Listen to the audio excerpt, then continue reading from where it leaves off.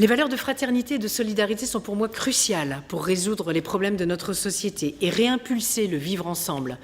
C'est pourquoi je veille chaque fois à leur promotion. Pour accélérer les actions en direction des plus pauvres, j'ai co-organisé avec les services de l'État un événement à l'Assemblée nationale sur la résorption des bidonvilles. J'ai pu témoigner des mutations au fil des années.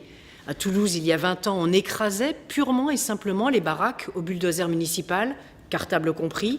Aujourd'hui, Toulouse est exemplaire. Il existe une politique d'accompagnement des gens expulsés, auquel on propose désormais une insertion dans un vrai logement, l'inscription à l'école et un suivi socio-éducatif parfaitement mis en œuvre avec des associations comme la Ferme Habitat Solidaire, France Horizon, le C10 ou encore Rencontre Hommes-Nous.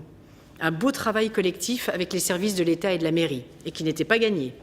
Dès le début de mon mandat, je suis intervenue dans la loi pour la confiance dans la vie politique, pour que les anciens fonds de la réserve parlementaire reviennent aux associations. Il a fallu batailler sévèrement. Nous avons été entendus, puisque 25 millions d'euros ont été affectés au Fonds de développement pour la vie associative. Les décrets d'application viennent de paraître et j'invite toutes les associations à se rapprocher des préfectures pour connaître les démarches à suivre concernant ces nouvelles subventions, qui, je sais, sont extrêmement attendues. J'ai également ferraillé pour maintenir les subventions aux associations qui œuvrent pour l'accès aux vacances pour tous. 140 000 euros ont ainsi pu leur être alloués. Solidarité encore pour l'examen de la loi sur l'asile et l'immigration. Tout en soutenant les avancées portées par ce texte, telles que la suppression du délit de solidarité, que j'ai appelé fortement de mes vœux en commission, j'ai préféré m'abstenir sur le vote final, car certains points n'étaient pour moi pas conformes à mes convictions et à mes combats de toujours. Je pense ici au maintien des mineurs en centre de rétention ou encore à la réduction des délais de recours quand l'OFPRA refuse le statut de réfugié. Je m'en suis expliqué publiquement au travers d'une tribune. Nous avons été élus aussi pour la diversité de nos expériences et de nos convictions. C'est vraiment la richesse de notre mouvement et j'en suis fière. Plus généralement, j'ai posé une question au Premier ministre sur la lutte contre le racisme et l'antisémitisme, en soulignant à quel point les discriminations imprègnent les consciences, dès le plus jeune âge, et marquent au fer rouge l'enfance.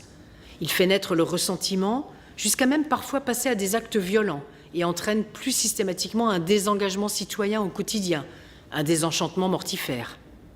Contre cela, je crois au dialogue, entre les religions par exemple, et j'apprécie particulièrement celui qui existe à Toulouse et qui est éclairant, entre les habitants des quartiers et l'administration aussi, car je pense qu'il y a une confiance à retrouver et un lien à renouer. J'ai porté dans la loi pour un État au service d'une société de confiance un amendement pour expérimenter une grande mobilisation dans les quartiers autour des services publics, en partenariat étroit avec les conseils citoyens, pour que les habitants soient pleinement associés. L'amendement n'a pas été adopté, mais je garde le cap pour le proposer dans la réflexion à venir sur les quartiers prioritaires de la politique de la ville.